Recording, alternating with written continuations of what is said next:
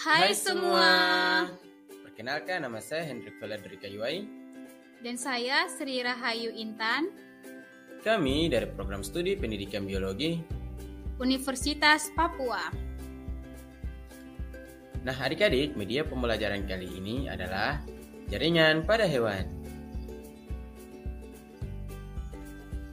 Kompetensi dasar menganalisis keterkaitan antara struktur, jaringan, letak, dan fungsi organ pada hewan. Indikator pencapaian, mengidentifikasi macam-macam jaringan pada hewan dan letaknya, menganalisis struktur jaringan pada hewan, mengidentifikasi ciri-ciri utama masing-masing macam jaringan pada hewan, menyebutkan fungsi berbagai macam jaringan pada hewan. Adik-adik, apa sih itu jaringan? Jaringan adalah kumpulan sel yang mempunyai bentuk, fungsi, dan struktur yang sama. Jaringan hewan terbagi menjadi 4 macam, yaitu jaringan epitel, jaringan ikat, jaringan otot, dan jaringan saraf. Jaringan epitel adalah jaringan yang melapisi permukaan luar tubuh atau membatasi suatu rongga tubuh. Berikut adalah ciri khususnya. Adapun fungsi jaringan epitel yaitu proteksi, absorpsi, sekresi, eksteroreseptor, transportasi, dan ekskresi. Jaringan epitel berdasarkan letaknya dibagi menjadi 3, yaitu epidermis berbatasan dengan lingkungan luar, mesotelium membatasi rongga, endotelium membatasi rongga dalam. Sedangkan berdasarkan bentuknya, jaringan epitel terdiri dari epitel pipi, epitel kubus, epitel silindris, epitel transisional, dan epitel kelenjar. Epitel pipi terbagi menjadi 2, yaitu epitel pipi selapis dan epitel pipi berlapis. Epitel kubus terbagi menjadi 2, epitel kubus selapis dan epitel kubus berlapis. Epitel silindris terbagi menjadi 3, yaitu epitel silindris lapis, epitel silindris berlapis, dan epitel berlapis semu bersilia. Epitel transisional merupakan jaringan epitel yang bentuknya dapat berubah-ubah dengan cara mengembang dan mengempis, dan bersifat impermeable, terletak pada kandung kemih, ureter, uretra, dan pelviks ginjal. Epitel kelenjar terletak pada kelenjar endokrin dan kelenjar eksokrin. Adik-adik dapat lihat pada gambar berikut atau bentuk-bentuk dari epitel. Nah, adik-adik, sekarang kita masuk pada jaringan ikat. Berikut macam-macam jaringan ikat longgar, jaringan ikat padat, jaringan lemak, jaringan tulang rawan, jaringan tulang keras, jaringan darah, dan jaringan limfa. Jaringan ikat longgar, jaringan ikat yang tersusun atas serat kolagen lebih banyak daripada sel-selnya sehingga bersifat elastis. Fungsinya memberi bentuk organ dalam, menyelubungi serat otot, merekatkan jaringan di bawah kulit, membentuk membran mesentrum pada rongga perut yang mengatur posisi organ dalam.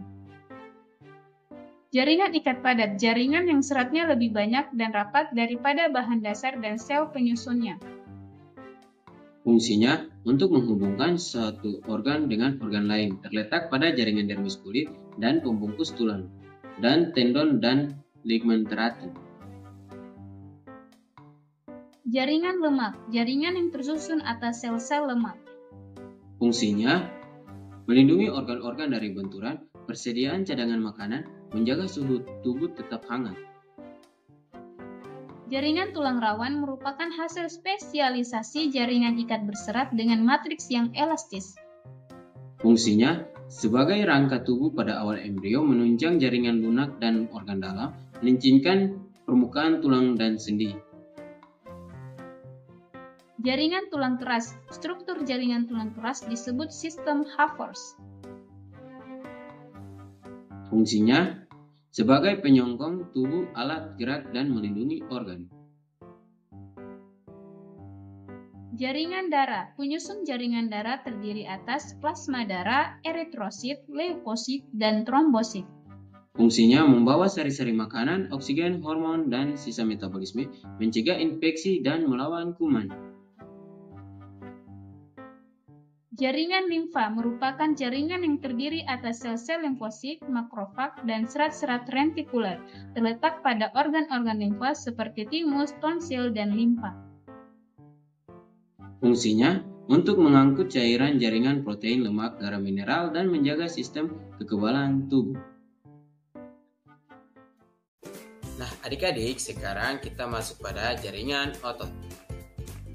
Jaringan otot dibedakan menjadi 3, yaitu jaringan otot lurik, jaringan otot polos, dan jaringan otot jantung. Berikut ini perbedaan struktur, letak, dan cara kerja otot polos, otot lurik, dan otot jantung. Nah, yang terakhir adalah jaringan saraf. Jaringan saraf tersusun atas sel saraf neuron yang terhubung ke sistem saraf pusat. Sel saraf tersusun atas dendrit, badan sel, akson, sel seksuan, sel hubung myelin, nodus ranvier, dan sinapsis. Berdasarkan fungsinya, jaringan saraf terbagi menjadi 3, yaitu saraf sensorik, fungsi menyampaikan rangsangan dari organ penerima rangsangan atau reseptor ke sistem saraf pusat, otak, dan sumsum tulang belakang. Saraf interneuron berfungsi menyampaikan impuls dari neuron sensorik atau dari interneuron yang lain ke neuron motorik. Saraf motorik berfungsi menyampaikan impuls dari sistem saraf pusat ke efektor. Semoga apa yang kami sampaikan dapat bermanfaat untuk kita semua.